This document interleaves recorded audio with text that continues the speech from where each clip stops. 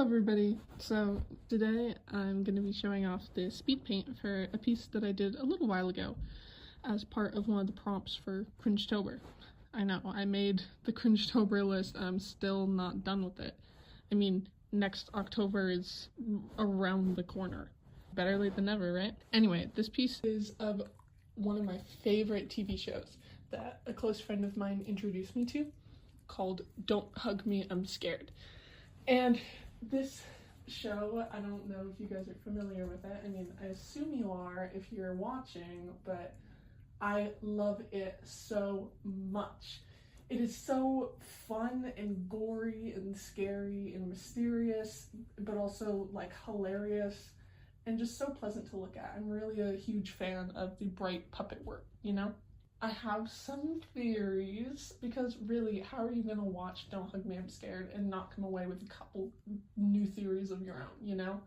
I'm no theorist, like, I'm not very good at articulating these ideas that I have, and of course I really want them to make more, so maybe someday the mysteries will finally be solved, and in no way am I trying to say that my theories are perfect, like, at all.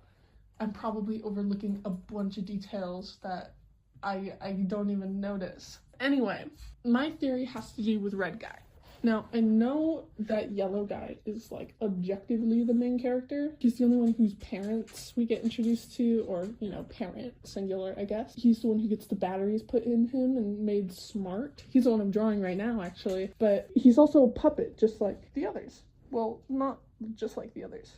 In fact, who I really wanted to talk about is Red Guy.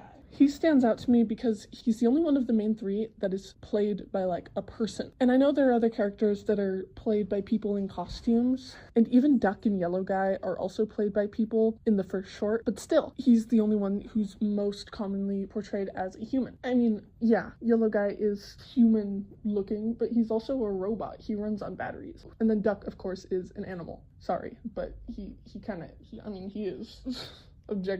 He's a duck. But this really stood out to me because in the sequence after Red Guy's head explodes, he ends up in a world that's just like other people, except they're all also Red Guy. They're all also people playing Red Guy characters. You know, they're dressed up the same way as him, which would sort of imply that the real world would all look like him. I mean, I don't think that really makes sense, but the point is that symbol, that character, is meant to represent, like, a human. Of course, that could also just be, you know, because it's his dream sequence, he's envisioning everyone else as looking like him. But I also think there's something worth noting about how nonchalant he is in the first few episodes, you know, the shorts before the series became a thing. He's very, like, unbothered by everything, while the other two get much more upset. And I think that's really strange because there's absurd stuff happening and he's not bothered by it, like, at all, until his head explodes and then he comes back and then he gets bothered by it. He also literally makes the other two as hand puppets while he's in the real world. And I think when it was still, you know, a short series, his, like, a dream sequence after his head exploded was definitely meant to symbolize what it's like to be a creative, where, like, nobody understands your vision and you sort of get booed off the stage, even though you're all the same puppet underneath, if that makes sense.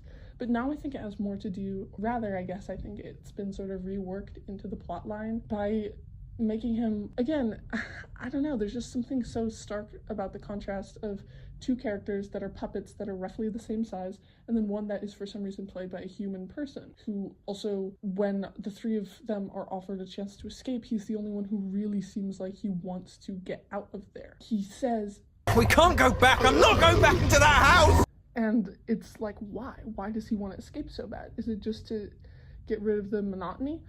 But doesn't he like monotony? Isn't he just sort of perpetually bored by everything? Another thing to note is that in the death episode where Duck dies, Red Guy looks at the coffin, who comes to tell the three of them that Duck is dead. He looks at the coffin and he's like, hey, are you sure it's not me? And he even goes and checks his ID to make sure that it's not him. Why is he so convinced that he should be the dead one? Of course, everyone thinks that it should be Yellow Guy because he has the D on his chest, and that's Dave. And then, of course, we also have the scene where they do actually manage to drive away and Yellow Guy drifts off and he's sort of daydreaming, and it implies that he's a copy made of Lindsay's son because her real son died in a car crash. But I don't know. I feel like there's something more to it. This all feels so obvious, you know? It kind of has to be a setup.